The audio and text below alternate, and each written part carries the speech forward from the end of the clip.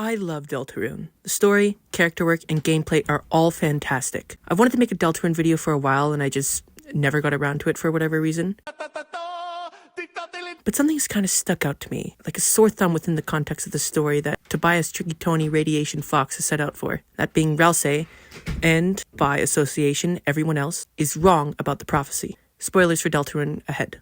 In Chapter 4, the secret boss that we face off against is Gerson. In his fight, he talks about the story of Lord of the Hammer, a book series he wrote based off the prophecy, same one the game has been reenacting. The prophecy goes as follows.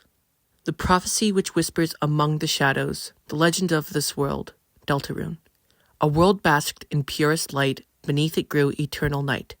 If fountains free, the roaring cries, and titans shaped from darkened eyes. The light and dark, both burning dire, a countdown to the earth's expire. Now, already there's a lot to unpack here, as you can note, if fountains freed, not when fountains freed. But that's not what I want to focus on in today's video. Moving on.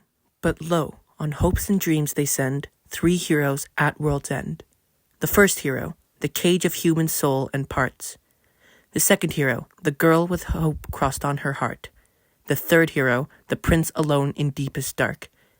And last was the girl, at last was the girl. Love finds its way to the girl. So this talks about the heroes of fate, the main characters of Deltarune. Chris, Susie, and Ralsei, right? Good guess, but actually no. In fact, Gerson's books were based off the prophecy. So is the game that everyone in Hometown plays, Dragon Blazers. That's also based off the prophecy. It's a reinterpretation of the same story. Now, there's been plenty of discourse around who the prophecy is actually about. The game wants to tell us that it's supposed to be Chris, Susie, and Ralsei, but people have read into it much deeper than I ever have, and have come to the consensus that the girl with hope crossed on her heart in the prophecy is not Susie, but Noelle. I won't go into too much detail here, as it's been talked about to death, but basically, it's mainly because Noelle can hold a sword, like how we see depicted in the panel, and the at last was the girl is Susie because it has the Rude Buster symbol. Instead of arguing who's right or wrong, I think we need to think outside the box for this. Note the mirror achievement for Deltarune PlayStation Edition. Instructions are to observe the duplicate, but that means 2 things. Look into a mirror or copy a save file. 2 different outcomes yield the same result. A reinterpretation of the story, if you please. Which is what I think Gerson is trying to tell Susie. Stories can be reinterpreted, reimagined. No idea is ever truly original. But then, who is the real girl in the prophecy? Well, it's both of them, Susie and Noelle. The prophecy can have different people fill those roles.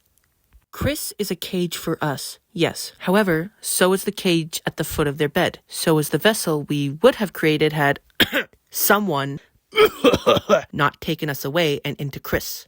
If you really want to get technical about it, Noelle wanted to go with Susie to go get more chalk, but Alphys told Chris to go with her instead.